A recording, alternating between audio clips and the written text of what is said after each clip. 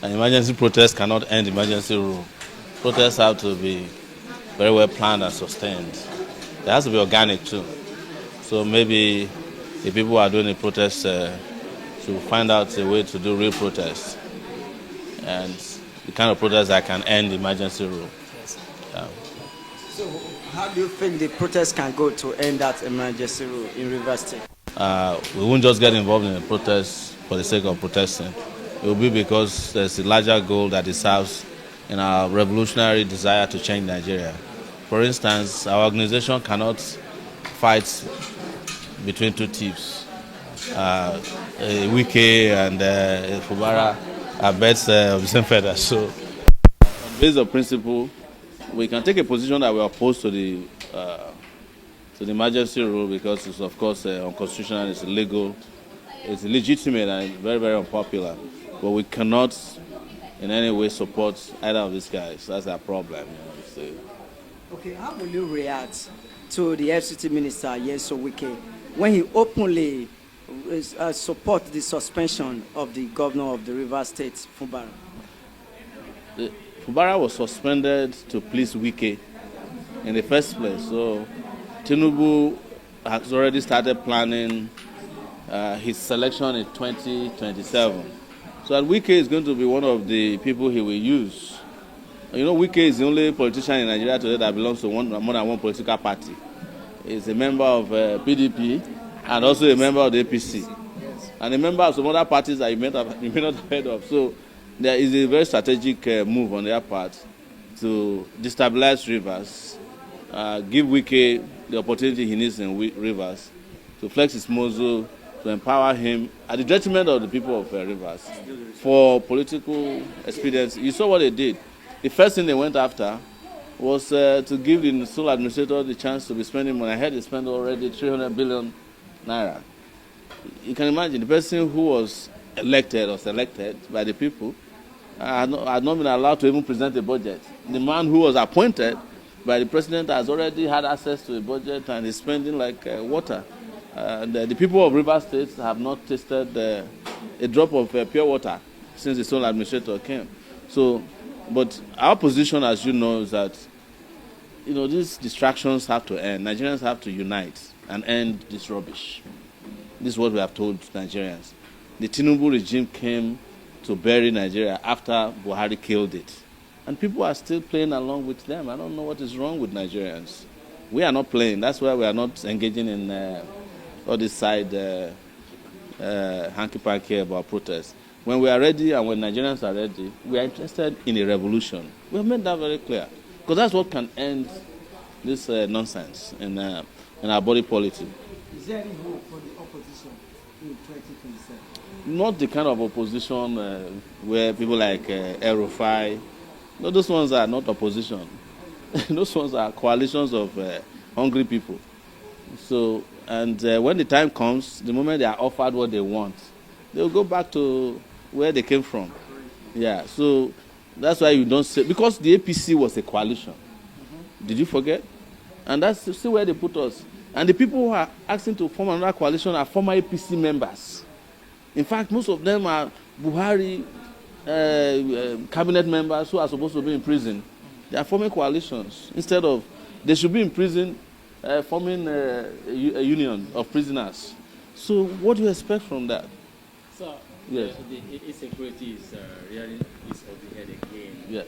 Having killings in parts of the country. But what solution would you prefer, or you prefer rather, to the federal government? I'm not in the business of advising any of these regimes. They have failed, and we have told the Nigerian people, you advise them, they don't listen to advice. They are not here to take your advice. They came here to take care of business, their own personal and private business. What would you do if you are in their position? If I was in their position at this time, there will not be Boko Haram anymore. There won't be bandits, because you have to solve the problem by attacking the root cause of the problem. The root cause of the problem of insecurity is first and foremost economic inequality. That's the first reason why there are plenty of hands to be used as the workshop of the devil. And then the second aspect of it is to get our security agencies to do what security agencies do, not to be aiding and abetting criminality. You cannot have an IG, and I know you guys love to talk about the IG, Inspector General of Police, who is tired and have retired. You keep him in office, and you expect insecurity to end. It will not end. You have all these military generals who don't go to war. And it's only in Nigeria that somebody who has never fought a war before will become a general in the army. Based on the number of traditional rulers he knows or the GO of his church, that's how they become generals in Nigeria, not because they go to war. If you see an Israeli general, it's because he has fought a war before. If you see an American general, he has been to Afghanistan, he has fought in Iraq, even though those wars might be wrong. But they have gone to war. But in Nigeria, you call these businessmen generals, they are all building estates in Abuja. They don't go to the war front. They don't know what's going on there. They are the ones who are happy that the insecurities are coming. So that is why you see this happening. You ask army to be doing traffic work on the streets. The police is not doing anything. The solution we are profiling is for the Nigerian people, first and foremost, to choose the real leaders who should govern them. Because the legitimacy of the government is also very important. For instance, it is the Nigerian government that goes to the southeast to go and militarize it. It's the Nigerian government that refused to release Nnamdi Kanu, something that would have solved a big problem. And then instead of releasing him, you're going to put army in the east. Every kilometer in the east, there are army checkpoints. But after 100 kilometers in the north, you can't find the army. There was a man in Katsina who said there are only 5 guns in the local government in Katsina state. But why is it not the same in the southeast? So these things are deliberate. That's what I'm telling you. These are deliberate efforts on their part to undermine Nigeria. And I've said it very clearly. Those who are in power love the fact that they want to manage little territory, because that way they are not responsible for the territories. So they allow these issues to fester. But you cannot solve the problem without addressing the fundamental problem of leadership. Leadership is key in every sector. And most importantly, legitimate leadership is important. When you don't vote for people and they lord themselves over you, you don't respect them. Mr. Sowore, the president has been outside the country for the past 2 weeks. Are you putting to quiet? Are you comfortable with this situation? I am not one of the people that is quiet. You can direct that question to people who went to Bekubana's party. No, I am not quiet. I still did a protest in front of the police headquarters last Monday. Some of you were there. I'm not quiet.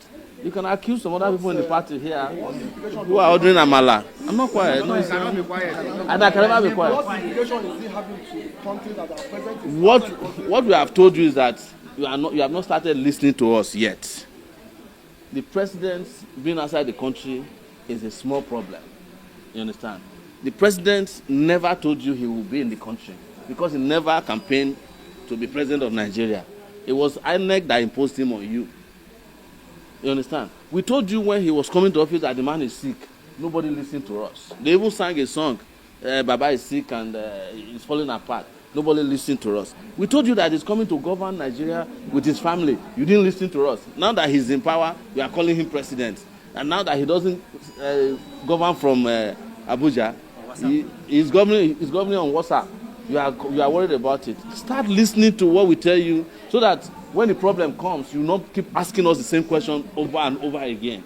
Okay, Mr. Sowore, yes. I want you to call a spade a spade. Yes. Before Tinubu, there was Buhari. Yes. Regarding security, he promised that the issue will be solved. Tinubu came the same thing, but the problem persists. How are we sure you will be different? I am different because I have prepared myself for over 35 years. 35 years. I have been fighting against insecurity, corruption. I'm one of the few people that fought for democracy in this country. And I have told you before that the people who claim to be governing Nigeria now never fought for democracy. I was the one who told you that Tinubu was selling drugs. In Chicago in 1993, when we were fighting for democracy with Abiola here in Nigeria, they were in bed with Abacha, but pretending that they were fighting for democracy under Nadeko. I have said this, I've granted this interview in several places. How do you know who is different? It's the person who has been consistent. It's a person with character. It's a person you can trust, who you can close your eyes and go to bed and you know that the person will not betray you. You understand? Are you getting my point? You know, I used to make a joke with a friend of mine. In the last election, there are 2 of us whose name existed in the Bible. One of them was Peter. My name is Stephen. One betrayed Jesus 3 times. The other one was stoned by charlatans. The charlatans in this country keep stoning their saviors. That's the problem. That's the biggest problem. So we have prepared ourselves to get the country out of the woods. But as long as you give charlatans the opportunity to run your country, then you keep asking the same question all over and over and over again. Are you getting my point? Yes. Thank you.